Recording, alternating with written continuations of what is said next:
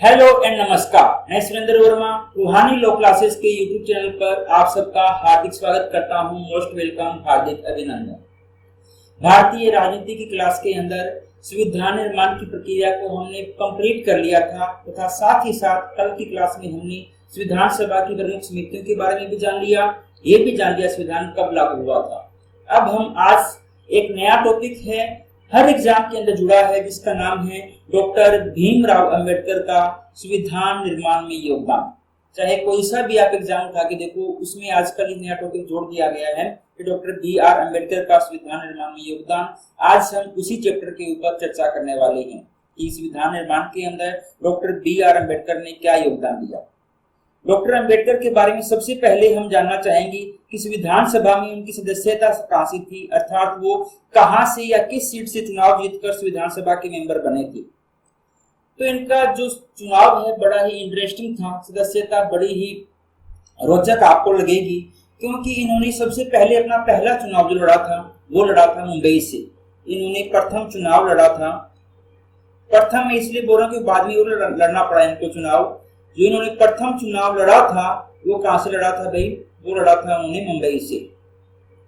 प्रथम चुनाव उन्होंने मुंबई सीट से लड़ा, लेकिन कोइंसिडेंस कहूंगा या दुर्भाग्य कहूंगा या भाग्य कहूंगा, कुछ भी कह लो, आपकी इच्छा। ये पहला चुनाव क्या हो जाते हैं भाई? हार जाते हैं, जीत नहीं पाते। और ये पहला चुनाव हार गए थे।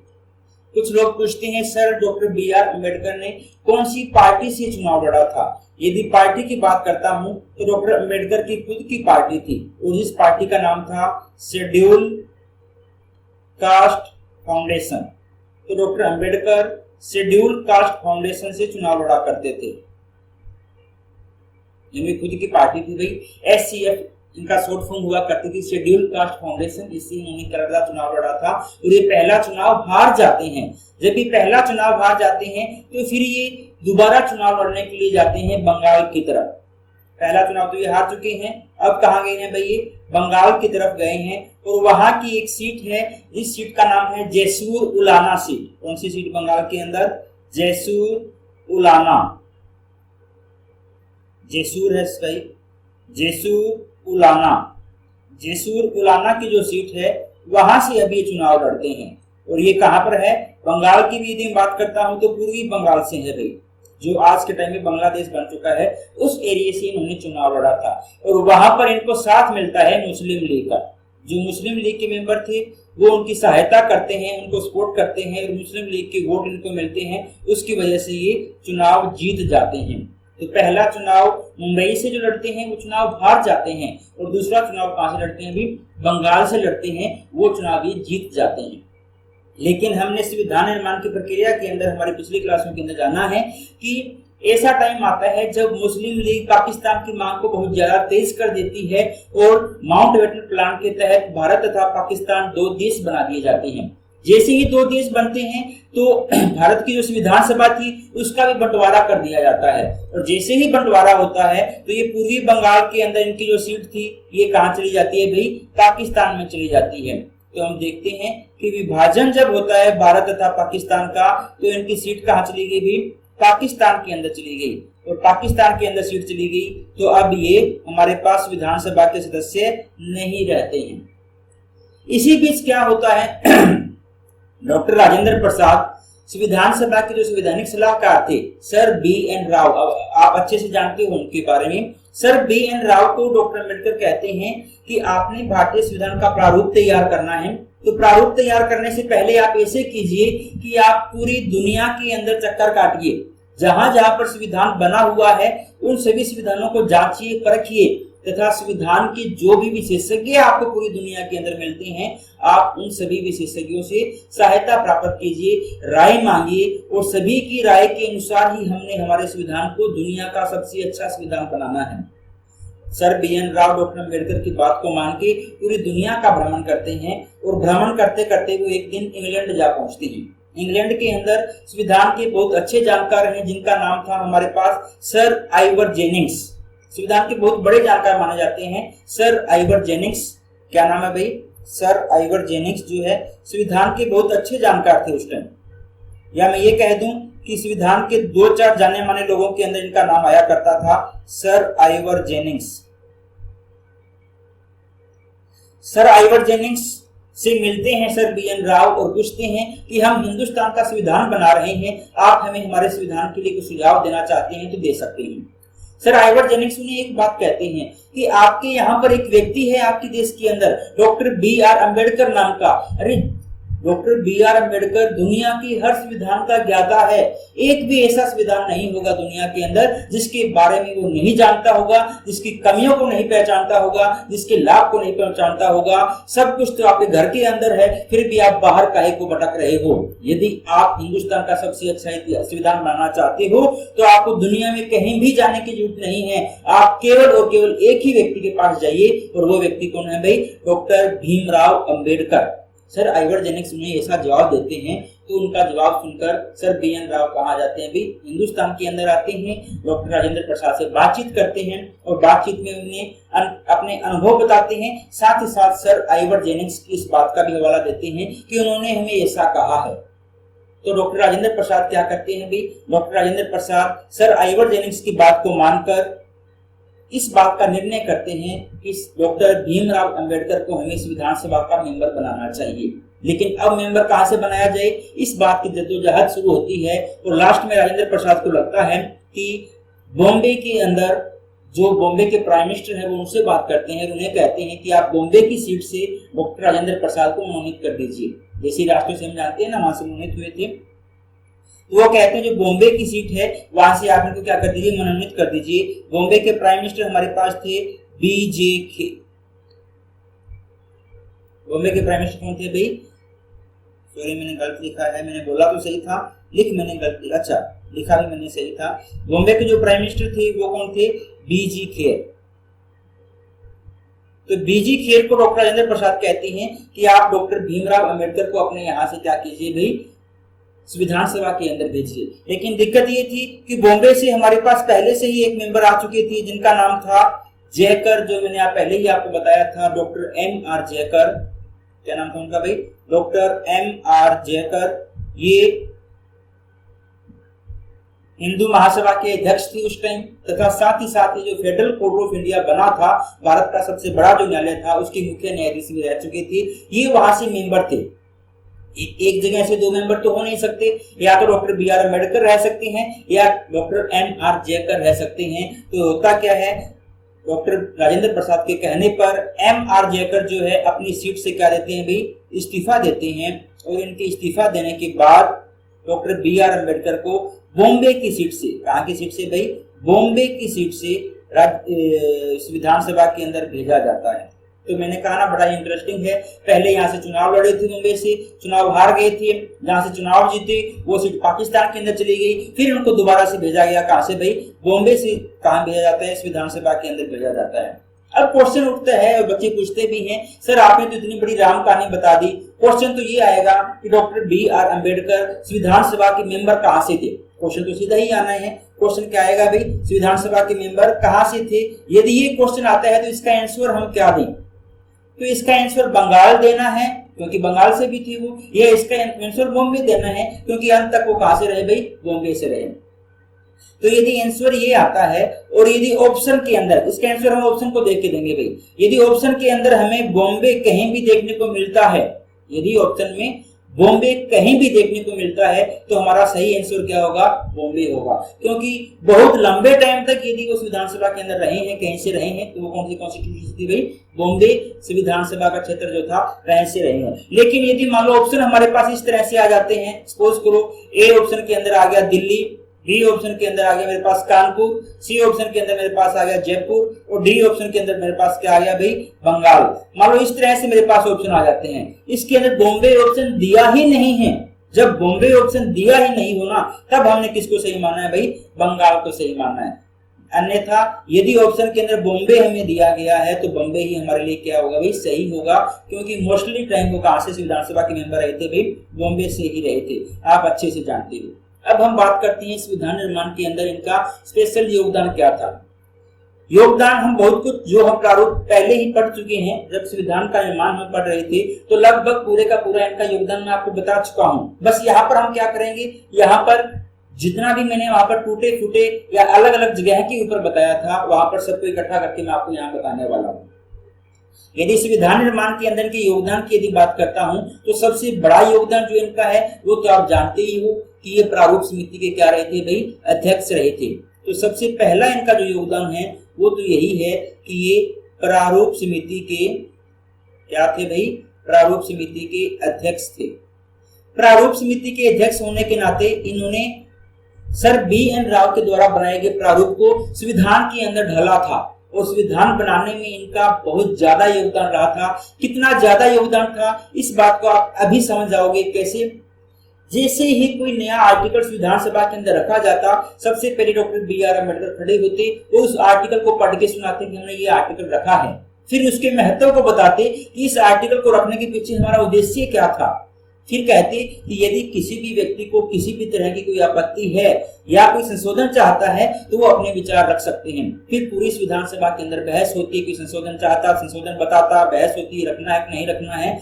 जब सारी बहस खत्म हो जाती फिर डॉक्टर अम्बेडकर खड़े होते और डॉक्टर अम्बेडकर जितने भी क्वेश्चन उठे थे, जितने भी संशोधन आए थे, हर एक क्वेश्चन का, हर एक संशोधन का बड़ी तसल्ली से जवाब दिया करते थे कि अगर ये रखेंगे तो ऐसा हो जाएगा, ये रखेंगे तो ऐसा हो जाएगा, और हमने क्या सोच के रखा था और आप क्या सोच के बता रहे हो। यदि सदस्य सहमत हो जाते डॉक्टर अम्बेडकर की बात से तो उस आर्टिकल को वहीं प्रस्तावित कर दिया जाता। यदि सदस्य सहमत नहीं होते तो आर्टिकल पे वोटिंग करवाई जाती, भाई आप संशोधन चाहते हो या संशोधन नहीं चाहते। यदि वोटिंग में संशोधन का बहुमत मिलता तो संशोधन हो जाता, संशोधन को बहुमत नहीं मिलता तो आर्टिकल को वैसे का वैसा रख दिया जाता। और फिर जो संशोधन हुआ था उस आर्टिकल को संविधान के अंदर जोड़ने का काम भी कौन करते थे भाई, डॉक्टर बी.आर. अम्बेडकर करते थे, प्रारूप समिति के अध्यक्ष होने के नाते।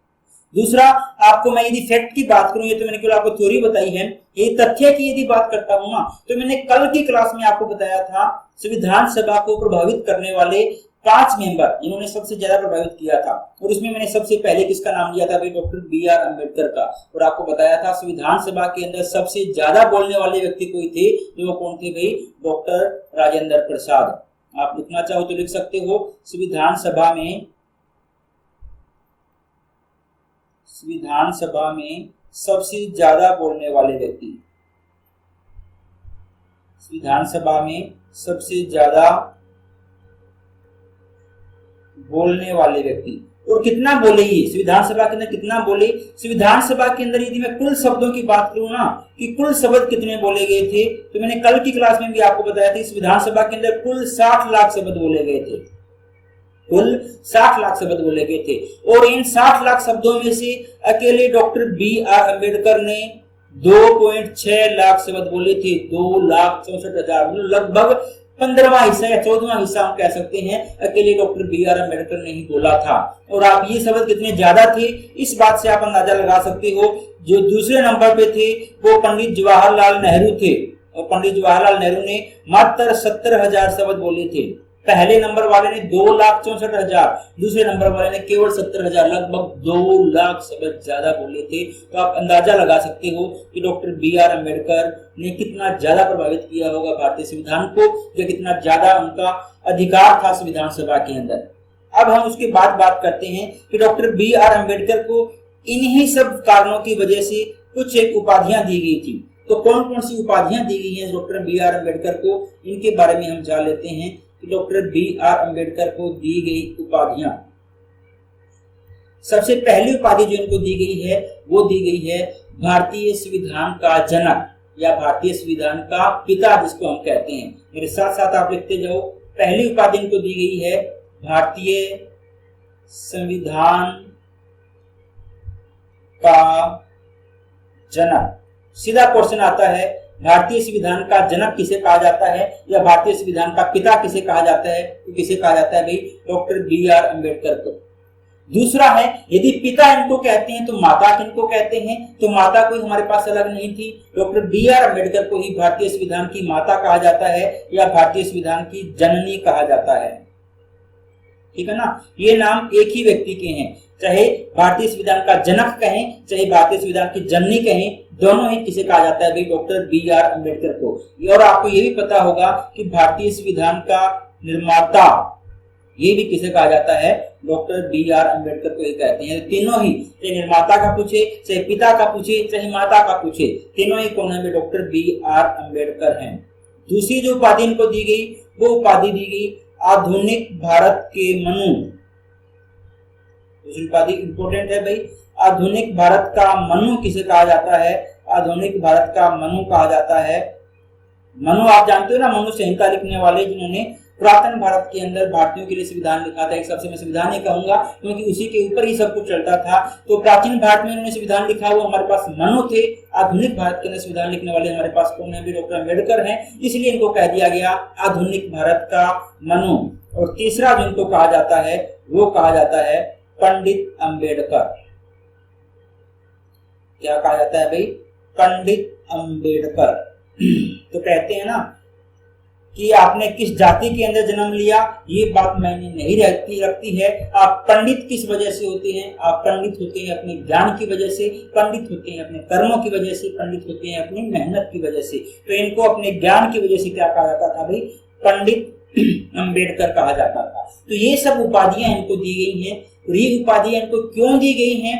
पहले तो मैंने आपको बता दिया कि इनका कितना बड़ा योगदान था। और इसी बात को जस्टिफाई करने के लिए जब भारत का संविधान लगभग बन के तैयार हो गया था, लगभग भारत का संविधान बन चुका है और भारतीय संविधान के ऊपर अंतिम बहस हो रही थी, तो मैंने आपको बताया था अंतिम जब भारत का संविधान बैठता है तो लास्ट में 26 नवंबर को तो हमारा संविधान आंशिक रूप से क्या कर लिया गया था भाई? स्वीकार कर लिया गया था। तो 26 नवंबर से पहले 4-5 दिन ऐसे थे जब भारतीय संविधान सभा के सभी लोगों ने संविधान के बारे में अपने विचार व्यक्त किए या संविधान सभा के बारे में अपने अनुभव व्यक्त किए थे। तो यदि मैं बात करता हूँ आपको 22 तारीख की, 23 तारीख की, 24 तारीख की, 25 तारीख की या 26 तारीख की, तो इन सभी तारीख को संविधान सभा के लोगों ने स्पीच ही दिया था। और इन स्पीचों के अंदर लगभग हर व्यक्ति ने डॉक्टर भीमराव अंबेडकर की तारीफ की थी और लगभग हर व्यक्ति ने डॉक्टर बी आर अम्बेडकर को भारत के लिए इतना अच्छा संविधान लिखने के लिए धन्यवाद दिया था। कुछ एक लोगों ने क्या कहा, उनकी मैं सैंपल आपको लेके आया हूं ताकि यदि हम उनको देखेंगे तो हमें आइडिया हो जाएगा कि डॉक्टर बी आर अम्बेडकर को ऐसा क्यों कहा जाता है कि ये भारतीय संविधान के निर्माता थे या भारतीय संविधान के जनक थे, जननी थे। सबसे पहले तो हम बात करते हैं कि संविधान सभा के जो हमारे पास अध्यक्ष थे, संविधान सभा के अध्यक्ष कौन थे भाई? डॉक्टर राजेंद्र प्रसाद। तो डॉक्टर राजेंद्र प्रसाद के क्या विचार थे डॉक्टर बी आर अम्बेडकर के बारे में?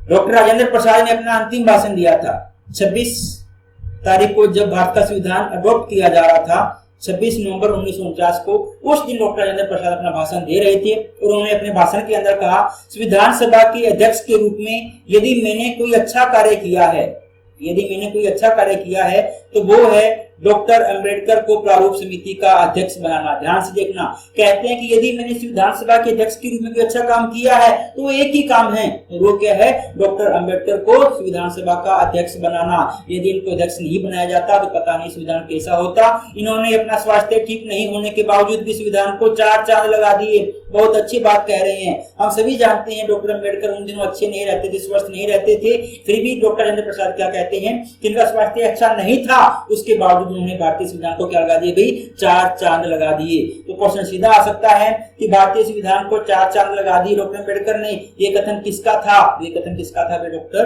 राजेंद्र प्रसाद का। या क्वेश्चन ये भी आ सकता है, डॉक्टर राजेंद्र प्रसाद ने किस व्यक्ति के लिए कहा कि इन्होंने भारतीय संविधान को 4 चांद लगा दिए? किस व्यक्ति के लिए कहा भाई? डॉक्टर बी आर अम्बेडकर के लिए। डॉक्टर राजेंद्र प्रसाद ने दूसरा कथन क्या कहा है? डॉक्टर राजेंद्र प्रसाद ने कहा, जब मैं इस अध्यक्ष की चेयर पे बैठा हुआ संविधान सभा को देखता हूं तो मुझे संविधान सभा एक जहाज की तरह दिखती है और डॉक्टर बी आर अम्बेडकर उसके पायलट की तरह लगते हैं। और ऐसा लगता है कि डॉक्टर बी आर अम्बेडकर संविधान सभा रूपी जहाज को एक दक्ष पायलट की तरह संचालित करते हैं। ये कहना भी किसका था भाई? डॉक्टर राजेंद्र प्रसाद का। ये इंपॉर्टेंट स्टेटमेंट है, यहाँ से क्वेश्चन बनने के आसार हैं कि डॉक्टर अम्बेडकर ने संविधान सभा का दक्ष पायलट किसे बताया? तो दक्ष पायलट किसे बताया भाई? डॉक्टर अम्बेडकर को बताया। इसी तरह से एक हमारे पास विधानसभा के मेंबर थे जिनका नाम था महावीर त्यागी। महावीर त्यागी क्या कहते हैं? महावीर त्यागी कहते हैं संविधान एक साकार चित्र है। इन्होंने तो कह दिया कि संविधान जो है एक पेंटिंग की तरह है और डॉक्टर अम्बेडकर उसके मुख्य कलाकार हैं। Very very very important statement सीधा आ सकता है कि महावीर त्यागी ने संविधान का मुख्य कलाकार किसे कहा या संविधान रूपी चित्र का मुख्य कलाकार किसे कहा? तो किसे कहा भाई? डॉक्टर बी आर अम्बेडकर को कहा है। अगले जो हमारे पास वक्ता हैं, उनका नाम क्या था भाई? तजम्मुल हुसैन। तजम्मुल हुसैन मुस्लिम लीग के मेंबर थे। उन्होंने कहा इस संविधान को बनाने का श्रेय हमारे विधि मंत्री को जाता है। हम सभी जानते हैं कि हमारी संविधान सभा ही अंतरिम संसद के रूप में काम करती थी और उस विधानसभा के अंदर कानून मंत्री या जो संसद थी हमारी, उसमें कानून मंत्री कौन थे भाई? हमारे डॉक्टर भीमराव अंबेडकर। तो तजम्मुल हुसैन कहते हैं कि इस विधान को बनाने का पूरा श्रेय जो है वो हमारे विधि मंत्री को जाता है। वे एक प्रतिभाशाली व्यक्ति हैं। वे विश्व के हर इतिहास के बारे में हर बात को बड़ी गहराई से जानते हैं और लास्ट में वो आश्चर्य व्यक्त करते हुए कहते हैं कि वो क्या नहीं जानते। कहते हैं कि मुझे ऐसी कोई बात लगी ही नहीं जो वो नहीं जानते हो। उनसे जो कुछ पूछा जाता है वो लॉजिकल जवाब देते हैं, विद रेफरेंस के साथ जवाब देते हैं कि उस देश के संविधान के अंदर ऐसा था, उसका फायदा हुआ या नुकसान हुआ। यार वो बंदा क्या नहीं जानता, सब कुछ तो जानता है। ये कहना किसका था? तजम्मुल हुसैन का। और अंत में हम देखते हैं फ्रैंक जे एंथोनी। फ्रैंक जे एंथोनी वही इंसान है जिनको संविधान सभा का प्रथम उपाध्यक्ष नियुक्त किया गया था या कार्यवाहक उपाध्यक्ष नियुक्त किया गया था। और फ्रैंक जे एंथोनी भारत की जब आजादी मिल जाती है और भारत की लोकसभा का गठन होता है, भारत की लोकसभा के अंदर लगातार 8 बार एंग्लो इंडियन के रूप में मनोनीत होते रहे हैं। फ्रैंक जे एंथोनी क्या कहते हैं भाई? ऐसे कई अवसर थे जब मैं डॉक्टर अंबेडकर के विचारों से सहमत नहीं था, किंतु मुझे यह देखकर प्रशंसा हुई कि आप न केवल सैद्धांतिक बातों पर ही बल्कि अनेक दूसरी बातों पर भी अपना अधिकार रखते हैं और आप अपनी बात को स्पष्ट तर्कों के साथ अभिव्यक्त करने में समर्थ हैं। ये विचार थे फ्रैंक जे एंथोनी के। तो ये मैंने आपको 4-5 लोगों के केवल सिंपल बताए हैं कि इन्होंने डॉक्टर अंबेडकर की तारीफ की है, ताकि हम ये समझ सकें कि डॉक्टर अंबेडकर को भारतीय संविधान का जनक क्यों कहा गया, डॉक्टर अंबेडकर को भारतीय संविधान की जननी क्यों कहा गया, निर्माता क्यों कहा गया, या जो मैंने देखा आधुनिक भारत का मनु क्यों कहा गया। तो इन सभी बातों से हमें पता चलता है कि डॉक्टर अंबेडकर ने बहुत बड़ा योगदान दिया होगा। अब हम बात करते हैं आखिर में कि डॉक्टर अंबेडकर ने खुद क्या कहा था अपने उस भाषण के अंदर, जो उनका संविधान सभा के अंदर अंतिम भाषण था। तो ये बहुत ज्यादा इंपॉर्टेंट है।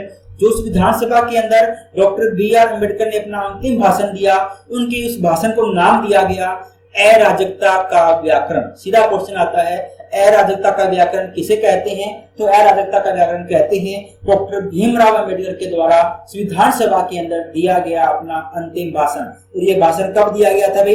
25 नवंबर 1949 को। जब सबने भाषण दे दिया, 25 तारीख को अपना अंतिम भाषण देते हैं डॉक्टर अंबेडकर और उनके बाद 26 तारीख को भाषण देते हैं डॉक्टर राजेंद्र प्रसाद। तो संविधान सभा के अंदर अंतिम भाषण था डॉक्टर अंबेडकर का, जिसे क्या कहा गया भाई? अराजकता का व्याकरण। और यदि मैं अंग्रेजी में बात करता हूं तो इसे कहते हैं grammar of anarchy, GRAMMAR, grammar of anarchy, अराजकता का व्याकरण। ऐसा क्यों कहा जाता है? रीजन इसके नीचे दिए गए हैं। सबसे पहले तो डॉक्टर अंबेडकर खड़े होते हैं और अपने इस भाषण के अंदर उन सभी लोगों का आभार व्यक्त करते हैं जिन्होंने संविधान के निर्माण के अंदर अपना योगदान दिया था। सभी को कहते हैं थैंक यू। उसके बाद उन सभी लोगों का आभार व्यक्त करते हैं जिन्होंने उनकी तारीफ की थी, तो अपनी तारीफ करने वालों का आभार व्यक्त करते हैं। साथ ही साथ जिन्होंने उनकी आलोचना की थी, उनकी आलोचनाओं का जवाब भी देते हैं। भाई आलोचना करने वाले भी कम नहीं होंगे, तो उन सभी की आलोचनाओं का उन्होंने जवाब दिया कि भाई हमने क्या सोचा है और हमने क्या सोच के हमारा संविधान बनाया है। और लास्ट की जो 2 बातें हैं वो इम्पोर्टेंट है और इन्हीं 2 बातों की वजह से इनको कहा जाता है अराजकता का व्याकरण। क्यों कहते हैं? पहला, इन्होंने भावी संविधान के समक्ष आने वाली चुनौतियों का वर्णन किया। उन्होंने कहा कि हमने बहुत अच्छा संविधान बना दिया है, लेकिन भारत सरकार इस गलतफहमी के अंदर नहीं रहे कि संविधान बनाने से ही सब कुछ हो जाएगा। हमारा जो फ्यूचर पास्ट जो रहा है, हमारा जो भविष्य जो भूतकाल रहा है, वो इन अंधेरों के अंदर रहा है और हम भविष्य जो है बहुत ज्यादा उजाले के अंदर चाहते हैं। इसलिए जो हमारा वर्तमान है ना, ये वर्तमान हमारा बहुत टिपिकल होने वाला है। हमें बहुत सी कठिनाइयों का सामना करना पड़ेगा, बहुत सी चुनौतियों का सामना करना पड़ेगा। उन्हीं चुनौतियों को उन्होंने अपने यहाँ पर जिक्र किया था और उसी जिक्र की वजह से क्या कहा जाता है? इसको अराजकता का व्याकरण कहा जाता है। साथ ही साथ डॉक्टर अम्बेडकर ने ये भी कहा कि भारतीय संविधान, सारी नहीं है, सारी है, भारतीय संविधान को लागू करने के अंदर आपको क्या क्या दिक्कतें आएंगी, और जो दिक्कतें आएंगी वो तो ठीक है, लेकिन यदि आपने भारतीय संविधान को ढंग से लागू नहीं किया तो क्या हो सकता है, इसके बारे में चेतावनी भी जारी की थी। और उन्होंने चेतावनी जारी करते हुए कहा था कि एक अच्छा संविधान भी, दुनिया का अगर सबसे अच्छा संविधान हम लेंगे, सबसे अच्छा संविधान भी दुनिया का सबसे बुरा संविधान साबित हो सकता है यदि उसे मानने वाले लोग अच्छे नहीं हों। ये किसका मानना है? भी डॉक्टर बी आर अम्बेडकर का मानना है कि यदि किसी दुनिया में सबसे अच्छा संविधान हम बना देंगे, उसके बावजूद भी यदि उसको मानने वाले लोग बुरे हैं, तो वो संविधान दुनिया का सबसे बुरा संविधान कहलाएगा। ये डॉक्टर अम्बेडकर के अपने अंतिम शब्द थे, जिन्होंने अपने 25 नवंबर 1949 वाले भाषण के अंदर कहे थे, जिसे क्या कहते हैं भी, अराजकता का व्याकरण।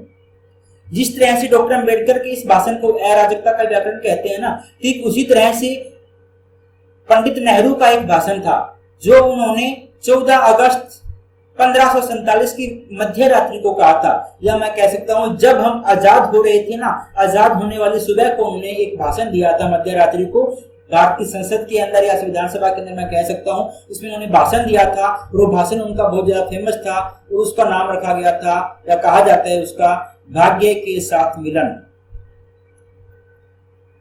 भाग्य के साथ मिलन। और भाग्य के साथ मिलन किसका भाषण है भाई?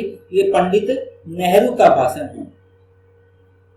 तो एक दो भाषण ऐसे हैं जिनका नाम दिया गया है, और यदि इनको नाम दिया गया है तो हमारे लिए इंपॉर्टेंट हो जाते हैं, आपको याद रखना चाहिए। भाग्य के साथ मिलन जो है किसका भाषण था? पंडित नेहरू का भाषण था। अराजकता का व्याकरण ये किसका भाषण था? ये भाषण किसका था भाई? डॉक्टर भीमराव अंबेडकर का भाषण था। इसी तरह से हमने शुरुआत में देखा था उद्देश्य प्रस्ताव रखा गया था, तो उद्देश्य प्रस्ताव किसके द्वारा रखा गया था भाई? वो भी डॉक्टर पंडित नेहरू के द्वारा रखा गया था। तो डॉक्टर बी आर अम्बेडकर का क्या योगदान रह सकता है, उनके क्या विचार थे, उनको क्या उपाधियां दी गई, तथा उन्होंने कहां से उस विधानसभा के मेंबर थे, जितना भी इनके बारे में हम जान सकते थे इस छोटी सी वीडियो के अंदर हमने सब कुछ जानने की कोशिश की है, सब कुछ जानने का प्रयास किया है। आपके सिलेबस को देखते हुए और पिछले परीक्षाओं के अनुभव को देखते हुए मैंने ये कंसाइज टॉपिक आपको करवाने की कोशिश की है। मेरा ये मानना है कि इससे बाहर इस टॉपिक से क्वेश्चन नहीं बनना चाहिए।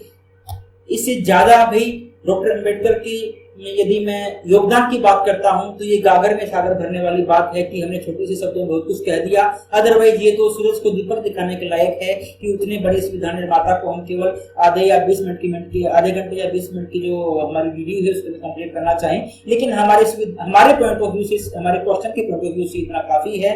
तो मैं आपसे निवेदन करता हूं कि यदि आपको हमारे द्वारा पढ़ाई गई क्लासेस पसंद आ रही हैं तो इस वीडियो को लाइक कीजिए, हमारे चैनल को सब्सक्राइब करना मत भूलना, तथा साथ ही साथ इस वीडियो को अपने उन दोस्तों के साथ शेयर अवश्य करना जो भारतीय संविधान की अच्छी वीडियो के लिए कहीं ना कहीं प्रयासरत है या उनको ढूंढ रहे हैं।